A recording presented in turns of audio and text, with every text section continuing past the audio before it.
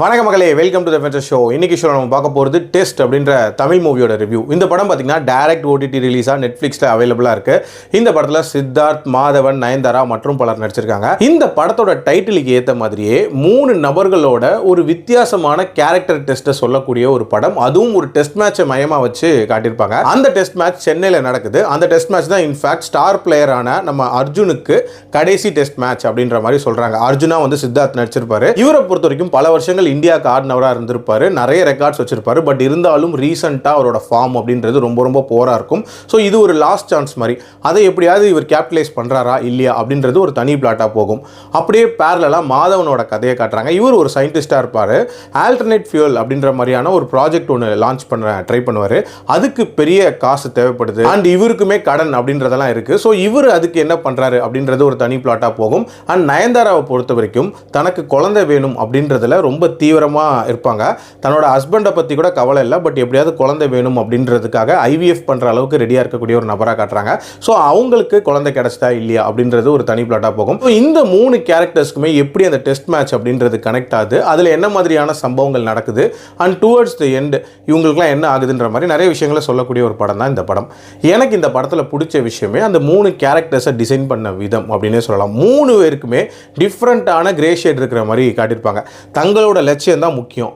அதுக்காக எவ்வளோ எக்ஸ்ட்ரீமுக்கு வேணால் போகக்கூடிய நபர்களாக இருப்பாங்க. அண்ட் மற்றவங்களை பற்றி சுத்தமாக கவலையே இல்லாமல் இருக்கக்கூடிய ஒரு நபர்களாக காட்டியிருப்பாங்க.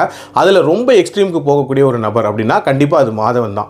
சூப்பரான ஒரு வில்லனிசத்தை காட்டியிருப்பார். அதுவும் குறிப்பாக அந்த டிரான்ஸ்ஃபர்மேஷன் ஆகக்கூடிய காட்சிகள் அப்படின்றது எல்லாமே ரொம்ப நீட்டாக இருந்துச்சு. அதே மாதிரி சித்தார்த்தை பொறுத்த வரைக்கும் ஒரு ஸ்ட்ரிக்டான கிரிக்கெட்டராக ரொம்ப நீட்டாக அவரோட ரோலையும் பிளேஸ் பண்ணியிருந்தார். அண்ட் நயன்தாராவும் தன்னோட ரோலில் பக்காவாக பொருந்திருந்தாங்க அப்படின்னே சொல்லலாம். மேக்கிங் வைஸ் மியூசிக்காக இருக்கட்டும் அண்ட் விஷுவலாக நிறைய காட்சிகளை அமைச்சதாக இருக்கட்டும். உதாரணத்துக்கு அந்த கிரிக்கெட்டிங் சீன்ஸ் அப்படின்றது எல்லாமே ரொம்ப நீட்டாகவே அமைச்சிருந்தாங்க. அண்ட் அந்த மேட்சோட ஸ்டார்டிங்க்கு முன்னாடி வரைக்கும், அதாவது எப்படி சித்தார்த்த ட்ராப்குள்ளே உள்ள வைக்கிறாங்கிறது வரைக்கும் ஓரளவுக்கு இன்ட்ரெஸ்டிங்காக அந்த கதை போயிட்டு இருந்துச்சு. பட் அந்த மேட்ச் ஆரம்பிச்சதுக்கு அப்புறமாட்டு ஒரு போரிங்கான டெஸ்ட் மேட்ச் பார்த்த மாதிரியான ஒரு ஃபீல் தான் இருந்துச்சு. அதாவது 2 டீம் ஒரு ஃப்ளாட் ட்ராக்ல ஆடுறாங்க. கிட்டத்தட்ட 500 ரன் ஒரு டீமும் அடிக்குது. அண்ட் 5 நாள் முடிஞ்சிச்சு, ட்ரால முடியுது அப்படின்னா எப்படி இருக்கும்? அந்த மாதிரியான ஒரு டெஸ்ட் மேட்ச் பார்த்த மாதிரி தான் இருந்துச்சு அப்படின்னே சொல்லலாம். அன்ன விஷயத்தையே திருப்பி பண்ண வைக்கிற மாதிரியான ஒரு ஃபீல் இருந்துச்சு. அண்ட் கொஞ்சம் ப்ரெடிக்டபிளாகவும் இருந்துச்சு அப்படின்னே சொல்லலாம். அதே நேரத்தில் அந்த மாதவனோட அந்த ப்ராஜெக்ட் ரிலேட்டட் இஷ்யூஸ் இருக்குல்ல, அதுவுமே ஒரு மாதிரி இன்கம்ப்ளீட்டாக விட்ட மாதிரியான ஒரு ஃபீல் இருந்துச்சு அப்படின்னே சொல்லலாம். அதுலேயும் இன்னும் கொஞ்சம் டீடைலிங் பெட்டராக இருந்திருக்கலாம். அண்ட் அந்த வில்லன்களுக்குலாம் என்ன ஆகுங்கிறத கூட ஜஸ்ட் லைக் தட் முடிச்சிருவாங்க.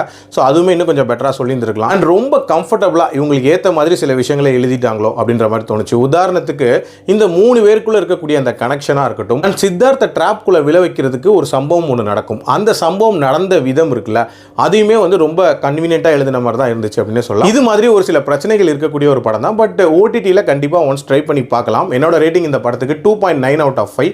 அடல் கண்டென்ட்லாம் இல்லை, கெட்ட வார்த்தைகள் மட்டும் ஆங்காங்கே வரும். மற்றபடி பார்க்கலாம். மீண்டும் அடுத்த விமர்சனத்தில் சந்திக்கிறேன். நன்றி.